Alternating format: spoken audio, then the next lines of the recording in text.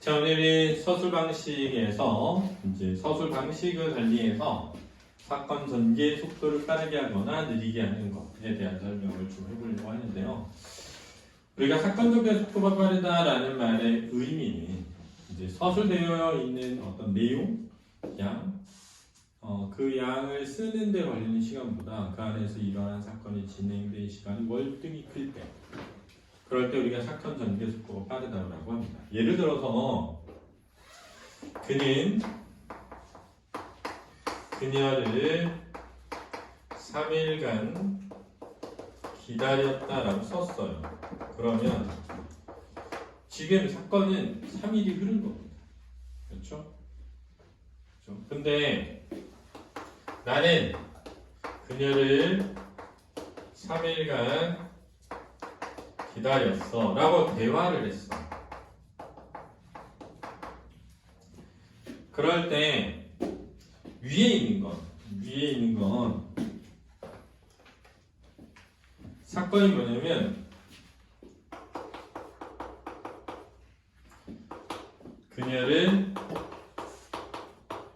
기다린 거야. 그렇지? 밑에 있는 건 사건이 뭐냐면 그녀를 기다렸다고 말한 것이죠. 그렇지? 따라서 위에 있는 것과 밑에 있는 것의 사건은 다르다는 걸 이해해야 돼. 위에 있는 건 그녀를 3일간 기다린 사건이고 밑에 있는 건 그녀를 3일간 기다렸다고 누군가에게 정보를 전달하는 사건이 일어나는 거지. 그렇지? 그러니까 여기는 지금 3일이 지난 게 아니라 3일을 기다렸다고 말하는 그 시간이 지난 거야. 따라서 이 문장을 말하는 데 걸리는 시간이 7초라면 이 문장을 쓰는 데 걸리는 시간은 한 10초잖아. 그러니까 전개 속도가 느리지. 자, 여기서 일어난 사건은 3일인데 이걸 쓰는 데 걸리는 시간이 10초야. 10초라는 짧은 시간에 3일이 지나가는 거지. 사건의 전개 속도가 빠르다. 이렇게 얘기하는 거지. 그렇지? 자, 여기서 선생님이 조금 조심했으면 했던 게 뭐냐면 대화를 통한 경과의 제시지. 그렇지? 그런데 이 경과라고 하는 것들은 어떤 지나온 과정이다 보니까 굉장히 요약이 될 수 있어. 그러니까 요약되어 있으면 요약적 제시가 될 수 있지. 그러나 얘는 서술이 아니라 대화란 말이야. 그렇지? 따라서 대화는 사건의 전개 속도가 뭐하다고요? 느리다고. 그렇죠? 그래서 요약적 제시라고 해서 사건 전개 속도가 무조건 빨라지는 것이 아니라는 걸 제가 잘 이해해 두라고 했죠. 그죠? 그래서 요약적 무엇일 때? 서술일 때 사건 전개 속도가 빨라진다라는 겁니다. 다시 한번 정리하면 요약적 제시 안에는 요약적 서술도 있고 대화를 통한 경과의 제시가 있다는 거죠. 그렇죠? 그래서 요약적 서술은 사건 전개 속도가 빠르지만 대화를 통한 경과 제시는 사건 전개 속도가 느리다라는 거 잘 기억해 두자라고 했습니다. 생각났죠? 자, 밑에 보면 가을부터 나는 대구어 장사를 하였다. 3원을 주고 대구 10마리를 사서 등에 지고 산골로 다니며 콩과 밥 구웠다. 여러분 생각해보세요. 지금 내가 여기까지 읽는데 걸리는 시간이 대략 한 15초 정도였다고 해봐. 일어난 사건은 뭐냐면 3원을 주고, 그렇지? 대구 10마리를 사야 돼. 그 다음 그걸 등에 지고 가서 산골로 다니면 콩과 바꿔야 돼. 그지? 최소 내가 생각하는 이틀에서 3일 걸린 거야. 그지? 이런 걸 뭐라고 한다? 요약적 서술이라고 하고, 이렇게 요약적 서술이 될 때 사건 전개 속도가 뭐하다고? 빠르다라고 하는 거야. 그 다음 오른쪽으로 볼까요?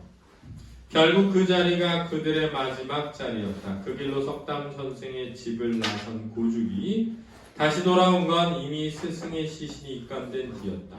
벌써 30년 전의 일이거나. 이렇게 했으니까 시간이 비약적으로 건너뛴 겁니다. 그렇죠? 그러니까 30년이 훌쩍 뭘 버린 거야? 지나버렸죠? 따라서 사건 전개 속도가 빠르다라고 할 수 있습니다. 그렇죠? 자, 왼쪽으로 가볼까요? 밤중을 지난 무렵인지 죽은 듯이 고요한 집 속에서 짐승 같은 달의 솜소리가 손에 잡힐 듯이 들리며 콩포기와 옥수수 잎새가 한층 달에 푸르게 젖었다 그랬거든요. 짐승 같은 했으니까 무슨 법이죠? 직유법이고, 선생님이 비유적 표현이 쓰이면 묘사가 된다라고 했지 않습니까? 그죠? 묘사는 사건 전개 속도가 뭐하다고요? 느리다라고 했습니다. 지금 배경을 묘사하고 있기 때문에 아무 사건도 진행되고 있지는 않고요. 하나의 장면을 길게 느려서 쓰고 있죠. 길게 길러둔 새끼 손톱으로 코를 후벼 저리 탁 튀기며 그런 봉필씨 얼른 성례시켜 주구려. 그렇게까지 지가 하고 싶다는 걸 하고 내 짐작대로 말했다.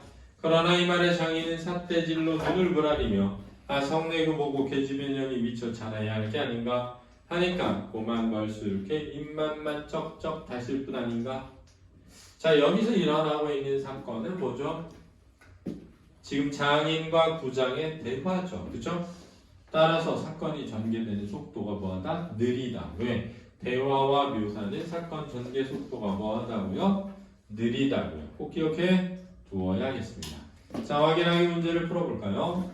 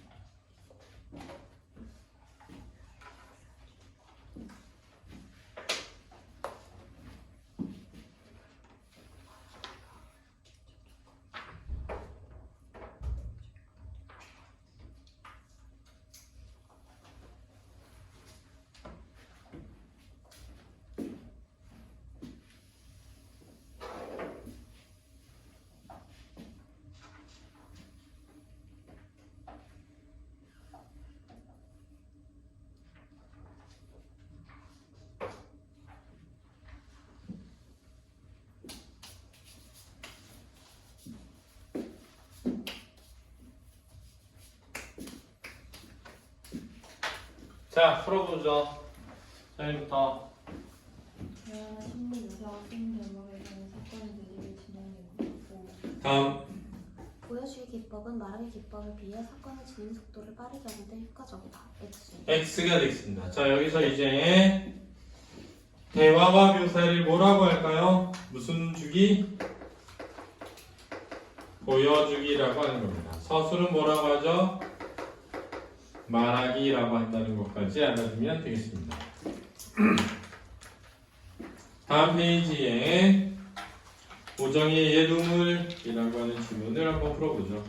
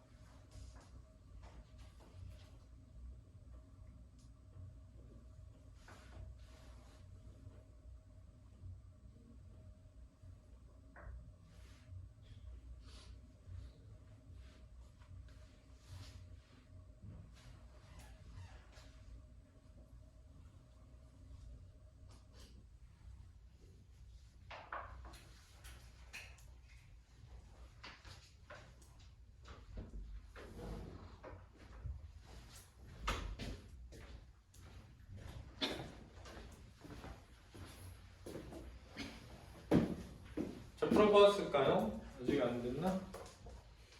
좀 걸리나?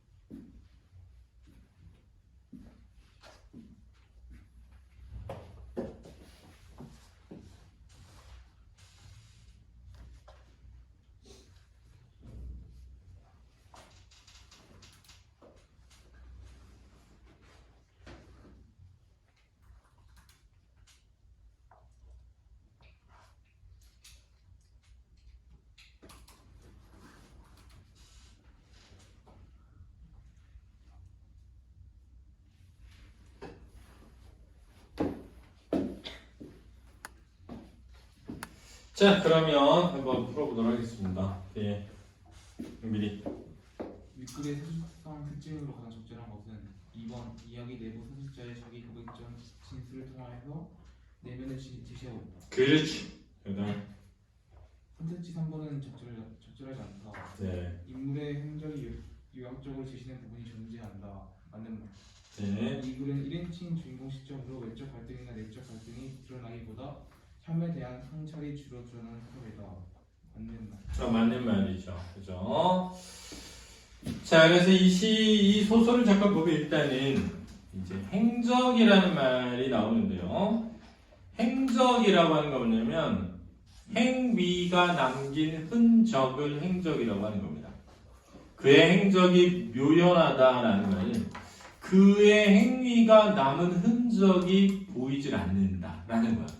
여기 행적이 묘연해, 행방이 묘연해 이러잖아. 행적이 묘연하다, 행방이 묘연하다. 걔 어디 있는지 모르겠어 이런 뜻이야.